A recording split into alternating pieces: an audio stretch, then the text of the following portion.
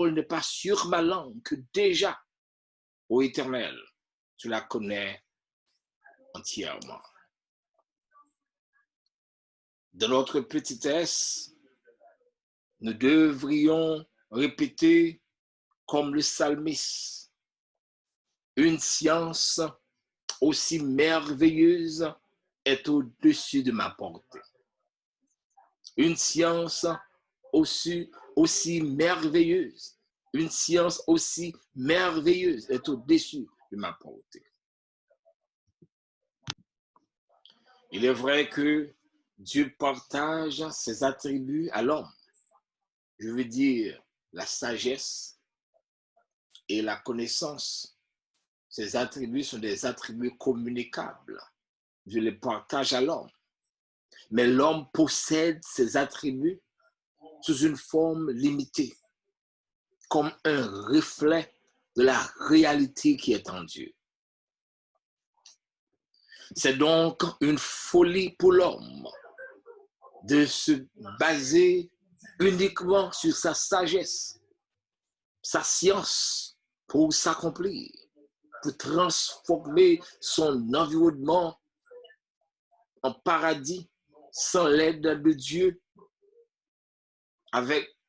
par le moyen des connaissances humaines, par la science ou par la raison. Comme dit le psalmiste, cela n'arrivera jamais. Car rien de partiel ne peut satisfaire la soif du vrai bonheur en l'homme. Comme a dit le sage, Dieu a mis en nous la pensée d'éternité. Par conséquent, bien-aimés, tous les efforts de l'homme, c'est comme poursuivre le vent. Car, dit le sage, vanité des vanités, tout n'est que vanité. Ceux qui sont en Christ, seulement ceux-là qui sont en Christ, à l'assurance de la parfaite satisfaction de leur être. Paul l'explique ainsi, aujourd'hui nous voyons au moyen d'un miroir, d'une manière obscure, mais alors nous verrons face à face. Aujourd'hui je connais en partie, mais alors je connaîtrai comme j'ai été connu. 1 Corinthiens chapitre 13, le verset 12. Quel est donc l'objet? Qu'est-ce qui fait l'objet de cette sagesse? Paul présente en quelques mots ce qui en fait l'objet du plan de Dieu pour le croyant.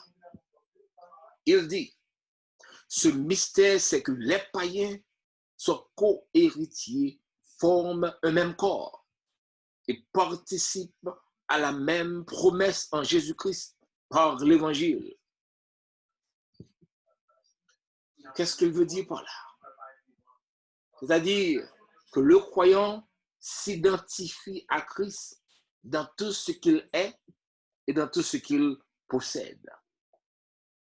Le croyant partage la justice de Christ. Le croyant partage la vie éternelle qui est en Christ.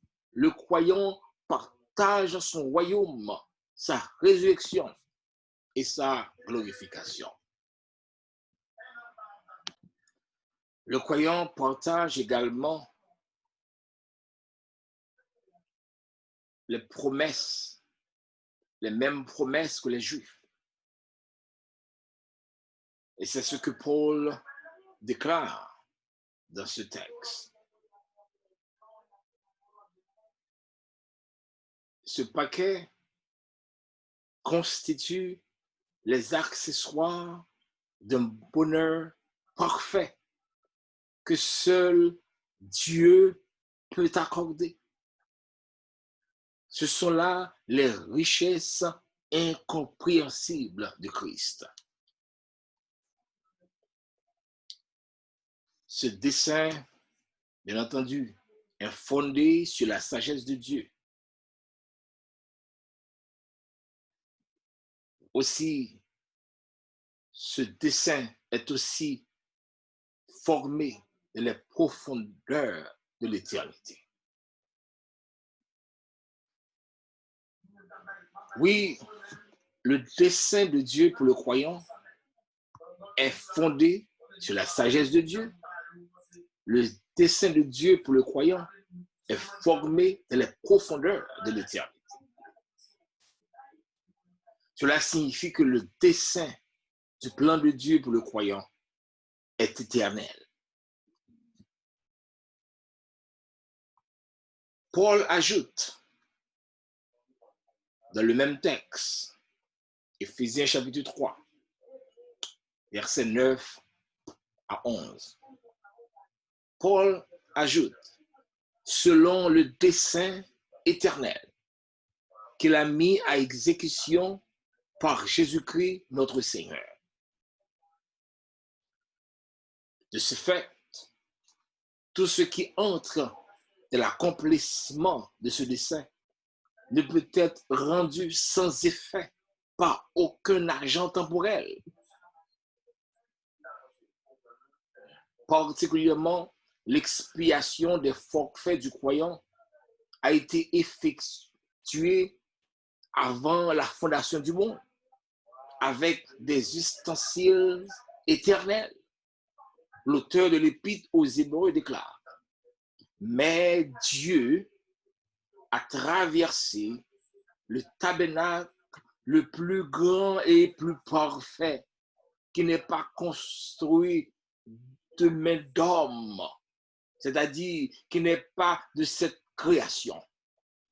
Il continue, et il est entré une fois pour toutes dans le lieu très saint, non avec le sang des boucs et des veaux, mais avec son propre sang, ayant obtenu une rédemption éternelle.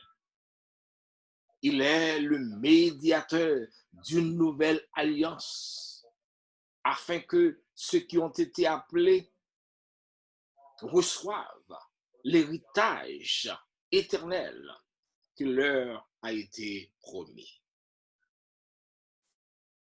Par conséquent, bien-aimés, tout autel temporel dressé contre le croyant est sans effet, quel que soit autel, quel que soit sacrifice que tu es capable de faire contre vous-même dans le temps, il n'y a pas aucun effet dans la vie.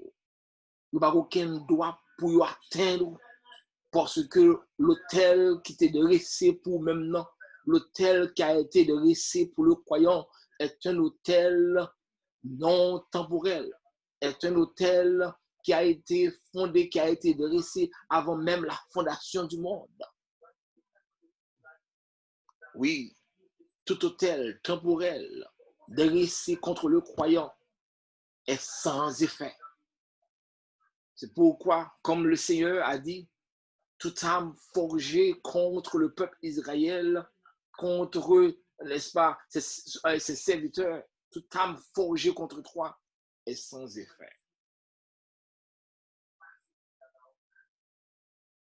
On peut même ajouter, le coronavirus est temporel, comme a été la maladie du serviteur Job. Une chose certaine, le virus ne peut pas nous retenir. Le virus corona pas capable de kembe nous. Il est capable de craser plan bon Dieu pour la vie. Ce que nous sommes de l'apôtre Jean n'a pas été encore manifesté. Mais quand il sera manifesté, nous serons semblables à Jésus-Christ. Nous serons semblables comme il est. Nous serons comme Christ, comme Jésus. C'est-à-dire, nous allons avoir un corps glorieux, nous allons avoir un corps glorieux. Nous allons entrer dans la gloire de Dieu. Nous allons rentrer dans le bonheur éternel. Oui, c'est notre promesse en tant que serviteur de Dieu. Non seulement que ce dessin, comme je viens de le dire, ce dessin est formé dans les profondeurs de l'éternité, ce qui signifie que le dessein de Dieu pour le croyant est éternel.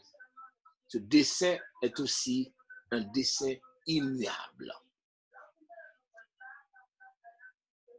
Pour qui ça nous dit dessein que bon Dieu fait pour croyants, ce dessein qui est immuable? Parce que l'Écriture enseigne que Dieu est immuable. Et il est pour toujours le même dans son être divin, dans ses perfections, ainsi que dans ses desseins et ses promesses. C'est-à-dire le Seigneur est le même dans ses desseins et dans ses promesses. Parce que Dieu est immuable. Le projet qu'il a conçu est immuable. C'est pourquoi dit le serviteur, l'auteur de l'Épître aux Hébreux, c'est pourquoi Dieu voulant montrer avec plus d'évidence aux héritiers de la promesse l'immutabilité de sa résolution, intervint par un serment afin que par de choses immuables dans lesquelles il est impossible que Dieu mente, nous trouvons un puissant encouragement. Nous, dont le seul refuge a été de saisir l'espérance qui nous était proposée. Selon Hébreux chapitre 6, versets 17 et 18. Oui, l'auteur de l'Épître aux Hébreux déclare, il dit clairement, voulant montrer avec plus d'évidence aux héritiers, qui sont les héritiers, ou même qui héritiers, de la promesse, l'immutabilité de sa résolution. C'est-à-dire, ça que le résolu pour un marvel courant, il n'est pas capable de changer. Ça que le résolu pour que mieux, ça que le résolu pour qu'on y ait, il n'est pas capable de changer. Il n'est pas jamais changer, pas gré capable de changer. On virus pas qu'à changer parce que c'est temporel. Maladie pas qu'à changer. La mort pas qu'à changer. Quel que soit ça que l'homme est capable de faire, ou capable de changer résolution, bon Dieu, pour la vie, il n'est pas capable de changer. Il n'est pas capable. Parce que l'auteur de l'Épître aux Hébreux déclarait, la promesse est immuable. Il dit, voulant montrer avec plus d'évidence aux héritiers de la promesse l'immutabilité de sa résolution. Dieu intervint par un serment afin que, par deux choses immuables dans lesquelles il était impossible que Dieu mente, nous trouvions un puissant encouragement. Nous, dont le seul refuge a été de saisir l'espérance qui nous était proposée. Mes frères, mes sœurs, Dieu est fidèle. D'après ce que Job déclare dans Job 23, versets 13 et 14. Ce que son âme désire, il l'exécute. Il accomplira ses desseins à notre égard. Et il en concevra bien d'autres encore. Le dessein de Dieu est fondé sur la sagesse de Dieu. Le dessein de Dieu pour le croyant est formé dans les profondeurs de l'éternité. Ce dessein est aussi, je veux le dire, ce dessein est également opéré par la puissance souveraine de Dieu.